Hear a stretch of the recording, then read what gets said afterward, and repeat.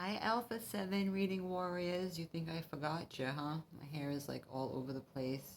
Please forgive me. I wanted to get back into this book, guys, Doublespeak, because I know you guys thought I forgot about you, but I did not forget about you. I've been actually really busy. If you haven't checked me out on Dia Dash, I will put the link below. I can only record so long, and it takes me so much longer to upload from an external storage medium, right, than it does to do a video. If you're doing like a screen recorder, it's like so much quicker when you do it that way. But then you can't show people the books, and not every book is available on PDF, right? You're not going to always find a PDF for what you need, because of course they don't want us to know their hidden language, which is, you got it, double speak, yo, double speak, as they say. I hope you're all having an amazing day. I already uploaded an hour video. I break down law and different things that are going on in the system and how people can be set free in different ways. I do it every way I can, guys. And if you're able and you're willing, please check out the links below for my Cash App and my PayPal, because I am collecting funds for people who are in need, and doing this service for the public can be it has its expenses, guys. Don't get it twisted. I mean, having the different softwares, having the different references. Obviously, I invested my own funds, my own resources to even allocate some of the stuff. I don't know if you can even see some of the books I have. I went into it before. We can go into my, I know I need to really do some cleaning up in here, but I have a lot of books that we can go into. This is just a little something because I have boxes and boxes, and what I print out online, what's great to do, right, is get binders for yourself. I know I really gotta organize this thing. Gotta let these books breathe sometimes, but there's just, I love the edible wilds plants. That is so important to have, but just I'm just a bookworm, just a weirdo. What are you gonna do, right? What are you gonna do? So we're gonna start back at page 47. I think that's where we left off. We were talking about the doublespeak in polls, and then it goes into graphs, and guess what? Statistics. Remember in college? Yeah, well, I went to Bobo Community College, which is fine. It had some good classes. I'm not gonna hate on all the good teachers in community colleges. You guys, took the time to help people understand things. So I appreciate you all. And for the technical classes, it's all a stepping stone, right, to where you need to be, right? But they have you, doesn't matter what major you're in, you have to have statistics. And you know what? It's just a filler class. Let's just be honest. They just pad in their pockets. They get your social. If you see me on Dia Dash, maybe I should put this on Dia Dash. This would probably be good, because any of you bookworms on Dia Dash who might want to skippity doo-dah to Alpha 7, because on that channel, even though I don't always do it in consecutive order, I'm going to try now. I am really trying now to be focused. I know my ADHD comes in. What are you going to do? I'm going to try to keep my channel succinct. So on Dia Dash, come check me out on Alpha 7. So let's get it, because I don't know how long I can record for, and I don't want to gyp you guys on this book. So I think we left off on this area here, the first paragraph on page 47. You can double check me and correct me. Teacher is always open to correction. So we went into polls, how that's a big trick bag in itself, right? How do you read a poll? Actually, it's not all that hard. But the problem is that most poll results don't give you enough information to tell whether the poll is worth anything. In order to evaluate the results of a poll, you need to know the wording of the question or questions asked by the poll taker. When the poll was taken, how many people responded, how the poll was conducted, who was polled, how many people were polled, and how they were selected. That's a lot of information. And rarely does a poll ever give more than just the results. In 1967, 2 members of Congress asked their constituents the following question: do you approve of the recent decision to extend bombing raids in North Vietnam aimed at the strategic supply depots around Hanoi and Haiphong? 65% said yes. When asked, do you believe the U.S. should bomb Hanoi and Haiphong? However, only 14% said yes. In 1973, when Congress was considering articles of impeachment, you think President Nixon should be impeached and compelled to leave the presidency or not? Only 30% said yes to this question. They were then asked, do you think the president should be tried and removed from office if found guilty? To this, 57% said yes. The most popular form of polling these days in the telephone poll is the telephone poll, where a few hundred people are called on the phone and asked a couple of questions. The results are then broadcast the next day. The 2 ABC polls mentioned earlier were based on, please forgive the noise in the background, I'm doing all I can to move out of the city. You see what it is. It's like the purge, y'all. It's the purge. That's why after a certain time I don't go outside. It's a little nuts. All right, here we go. Okay, so they did a poll. Telephoning 384 and 382 people, respectively. Just remember that the U.S. population is over 245 million. That's a good point. How does that even reflect, right? And that's what they do. They'll take a little tiny little sample. According to Dennis Hack, a president of Statistical Consultants, a statistical research company in Lexington, Kentucky, most national surveys are not very accurate measures of public opinion. You think? So all those people are like, I see the statistics, the numbers. It's like, okay, you're really just kind of sad. So opinion polls are no more accurate than indicated by their inability to predict Reagan's landslide in 1980 or Truman's win in 1948. The polls were wrong when they tried to measure public opinion.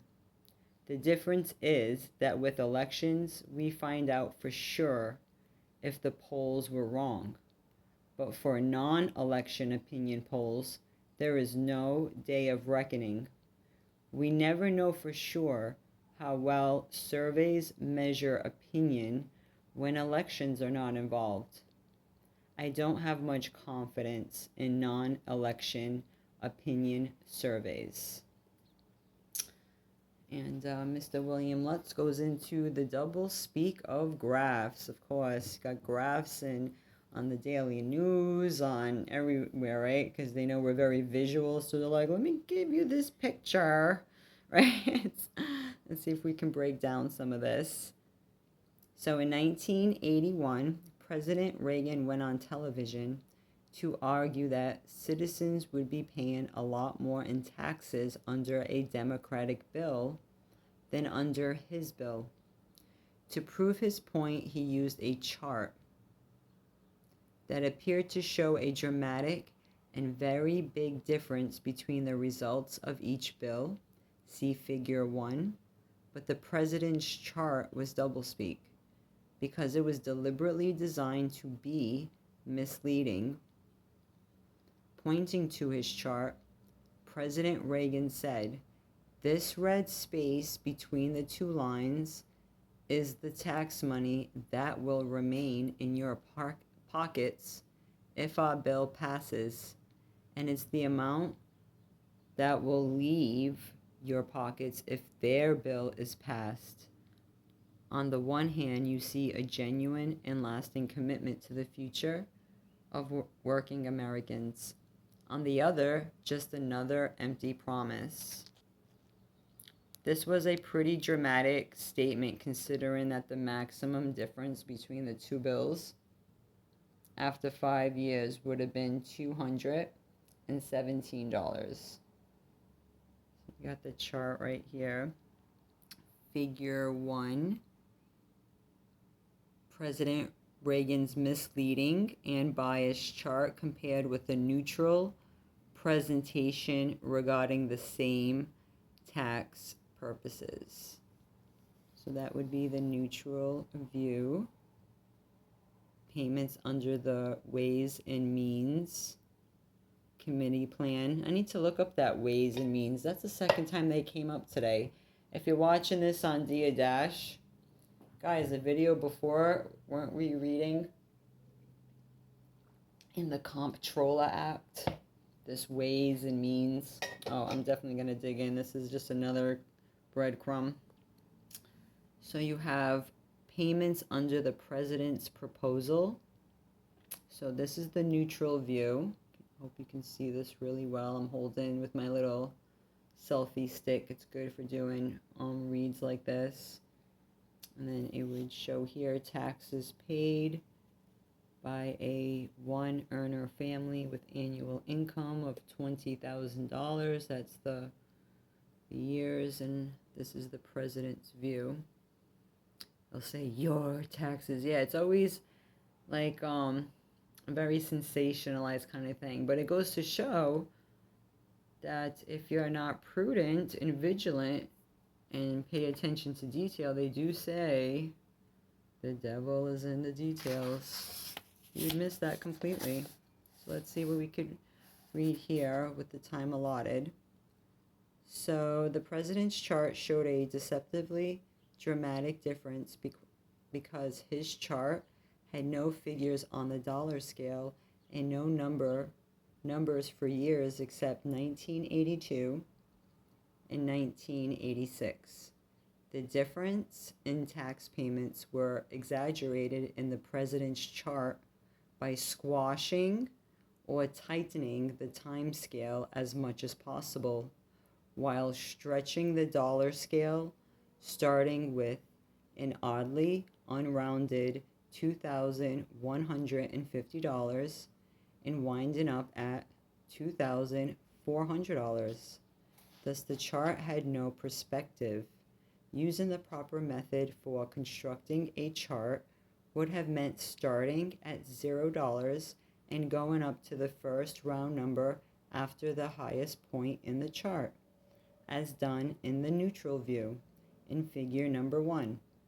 Using that method, the $217 seems rather small in a total tax bill of $2,385. What happened to the numbers on the president's chart? The chart we sent over to the White House had all the numbers on it, said Marlin Fitzwater, then a press officer at the Treasury Department. Senior White House spokesman David Gergen said, "We took them off. We were trying to get a point across, not the absolute numbers." So much for honesty.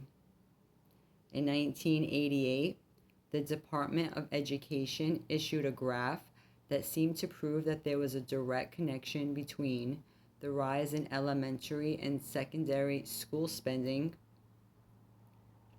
and the decline in scores on the Scholastic Aptitude Test. See figure number 2. The Reagan administration had been arguing that spending more money doesn't improve education and may even make it worse. But the chart was doublespeak. First, it used current dollars rather than constant dollars, adjusted for inflation. Interesting. See number 3. Elementary secondary education spending in constant dollars. Interesting. So they have to adjust for inflation. These are the chart on page 51. So yeah, definitely charts can be skewed depending on the party of interest. It says here, figure number 2, referenced in what I was reading, misleading graph from the Department of Education showing school spending relative to SAT scores. You can see that chart in its entirety. Oops, sorry. That is on page 50, my friends. Okay. And why that's a problem, it says first it used current dollars rather than constant dollars adjusted for inflation, because each year it takes more money, of course, to buy the same things. Charts are supposed to adjust for that increase, so the measure of dollars remain constant over the years illustrated in the chart. If the Department of Education had figured in inflation over the years on the chart, it would have shown that the amount of constant dollars spent on education had increased modestly from 1970 to 1986, as figure 3 on page 51 shows. Second, scores on the Scholastic Aptitude Test go from 400 to 1600, yet the graph used by the Education Department, figure 2, used a score range of only 800 to 1000. By limiting the range of scores on its graph, the department showed what appeared to be a severe decline in scores. A properly prepared graph shown in figure 4 shows a much more gradual decline, which I'll show you right now. The Department of Education's presentation is a good example of diagrammatic doublespeak. Look at that, diagrammatic doublespeak. Yeah, another type. So see right there, figure number 4, SAT scores. Anybody who's into charts, I'm sure you'll appreciate the whole picture.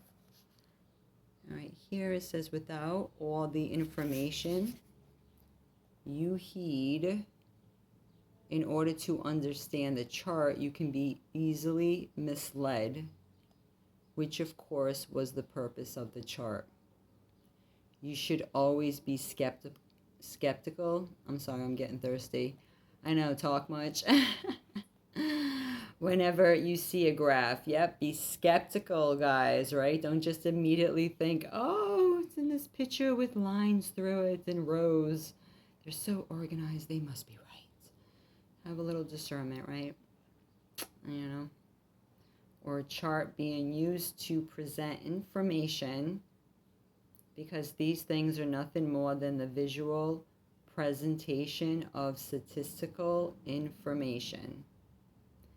And as for statistics, all you poor college students, remember what Benjamin Disraeli is supposed to have said. There are 3 kinds of lies. Look at that. Yeah, when they force you to take statistics in school, what a loser of a class. I couldn't even deal. Lies, damn lies, and statistics. Yeah. I'm proud to say I dropped out. I was like, what in the what? You couldn't make my brain make sense of all that malarkey in that class. And I'm pretty teachable, all right? But I'm sorry. I'm sure there's a right way to do it, but in a public college, I doubt they're giving it to us. More education doublespeak. In 1977, the Houston Chronicle reported that the father of a high school student received the following note from the school principal inviting him to a meeting. Our school's cross-grader, multi-ethnic, individualized learning program is designed to enhance the concept of an open-ended learning program with emphasis on a continuum of multi-ethnic academically enriched learning using the identified intellectually gifted child as the agent or director of his own learning. Major emphasis is on cross-graded, multi-ethnic learning with the main objective to learn respect for the uniqueness of a person. 2 more paragraphs of similar language followed. As noted in Chapter 1, the doublespeak flows pretty thick in the world of education, where it is used to make what is pretty ordinary, teaching children and running a school, can you see that good? Sound very complex and difficult. Doublespeak in this realm can also be used to avoid some harsh realities and to soothe some hurt feelings.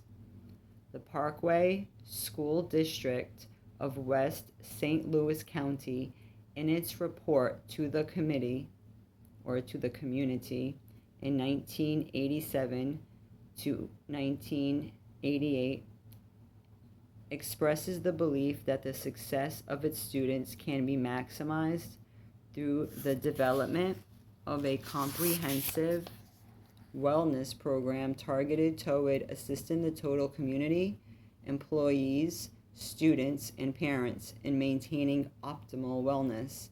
The wellness model is a comprehensive program that includes the physical dimension, fitness and nutrition, the social dimension, the intellectual dimension, and occupational, emotional, and spiritual consideration.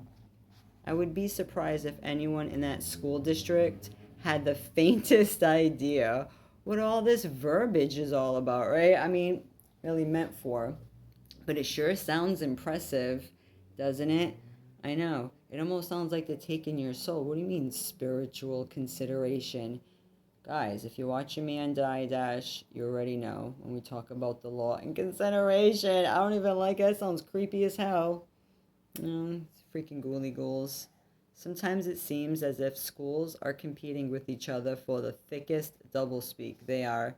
Guys, homeschool your children. I mean, these are the biggest shit talkers you'll ever meet. The St. Rand Valley School District in Longmont, Colorado, published a booklet titled Blueprint for Excellence, in which it announced, "Our mission is to educate students so they may approach their full potential." Isn't that what they all say? In pursuing post-secondary educational endeavors, achieving economic self-sufficiency, continuing their personal pursuit of learning through life, relating successfully to people, institutions, and value systems in all aspects of life. Once they had impressed everyone with this education doublespeak, the writers of the booklet translated it for their readers. In clear language, they stated that what their schools tried to do was make sure that students were prepared to succeed in college, business, or vocational school. Students are able to support themselves financially. Students are eager to learn wherever they go. Students are able to get along with people.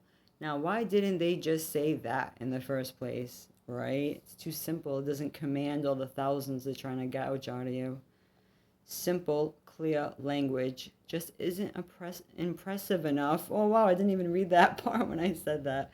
For many people in education, exactly. And it's like most people in the public need that type of bullshit, right? It's like you don't believe people unless they're like very verbose. I mean, all these extra things, and they could just be pulling your leg. It seems they want to impress others with how hard their jobs are and how smart they have to be, right? In order to do their jobs. Yeah, after all, if anyone can understand it, then it can't be very special. Exactly. So the doublespeak flows, especially when it comes time to write a grant proposal. Oh, I betcha. After all, in order to get the government or a foundation to give you money, you've got to convince officials that what it is you're going to do with their money is worth doing, and only you can do it. As part of its proposal for a Title III grant from the federal government. A community college in Washington stated this as one of its major goals: to organize a comprehensive process of assessment, teaching strategies, learning support, and intervention which effectively promotes student success in acquiring the skills and knowledge leading to satisfactory and productive lives. Of course, they would never have gotten their grant if they had written something like, we're going to teach these kids so they can learn what they need to know to get along in life, right? You can't just keep it simple and say what it is. It's crazy. I'll read more. We'll leave it on page 55 because my phone's going to cut out in 2 minutes. I already know when it will stop recording, so I don't want to do it abruptly. It's going to be really tacky, and, I want to keep everything smooth. But this book is so interesting because it actually gives you, like, names, and, I didn't know that, a Title III grant, and it'll give you names and articles. So this book is quite fascinating, and I'm not surprised you're not going to find a PDF. We're reading from Doublespeak, from Revenue Enhancement to Terminal Living, how government, businesses, advertisers, they could have threw in churches, they could have threw in anything, right? And others, that's where the and others come from. Oh, I just got a text, and I just shook the phone, sorry. That came out of nowhere. I was like, woo, what was that? Because my phone vibrated. And others, but that's where you get the and others. Use language to deceive you. This is by the esteemed William Lutz. Really great book. One of for my personal collection, it costs, having some of these things I paid out of my own. So to me, it's like, when I get my spot, I could have like a free library too. But in the meantime, this is like a nod to the Reading Rainbow. And you can look at it as a forum for like an online library. And I will definitely, Alpha 7, I apologize, forgive me. We will keep going with this book, and any other topics, I'll just leave it to my Dia Dash channels, okay? I appreciate you. Please continue to tune in, and I will continue to delve into this book. So we left off, what was it? Not 65, it was 55. 55, guys, okay? I'll talk to you soon. Have a great day.